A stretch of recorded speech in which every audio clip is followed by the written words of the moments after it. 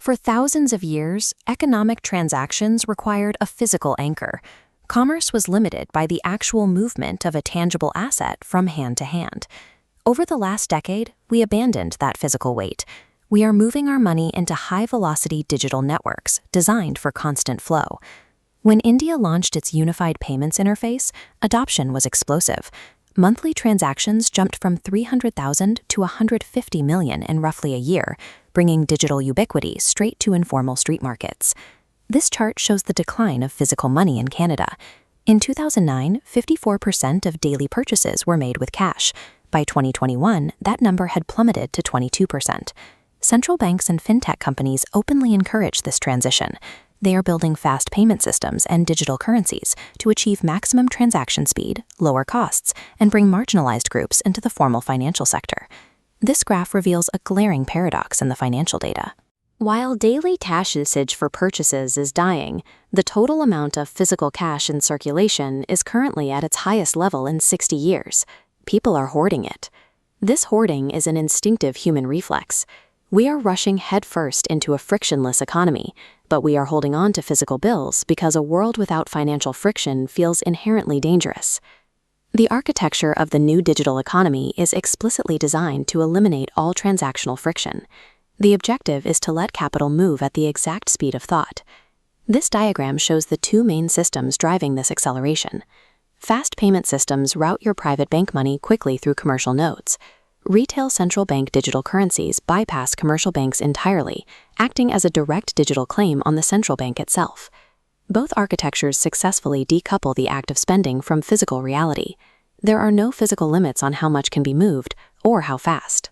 This shift consolidates our entire economy into centralized, frictionless digital ledgers, prioritizing the sheer velocity of the system above all else.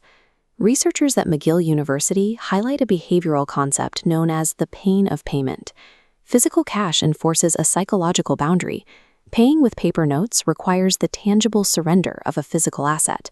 You feel the resistance because you watch your resources leave your hand. Digital wallets neutralize this pain. The invisibility of the money removes the psychological friction, which automatically accelerates how fast we spend. For those in low-income or high-debt households, the physical envelope method remains a vital survival tool, called pocket watching. Cash serves as a necessary, finite representation of resources, preventing overspending because individuals physically see their strict limit. Strip away the physical friction of cash, and vulnerable consumers lose their necessary boundaries. They easily become trapped in invisible, accelerating cycles of debt. The shift to a less cash society creates immediate macro-level fragility. We have to consider what happens when the underlying digital infrastructure fails. When commerce relies 100% on digital ledgers, a simple telecom or power grid outage results in a paralyzing total system failure. The human fallout is severe. The elimination of cash actively disenfranchises the unbanked, the elderly, and the unhoused, who cannot participate in digital networks. Frictionless digital payments also require turning every purchase, movement, and habit into a permanent, centralized, and surveilled data point. Physical, untraceable cash remains the only guarantee of autonomy. For marginalized groups or domestic abuse survivors relying on a getaway fund, that financial anonymity is required for physical safety.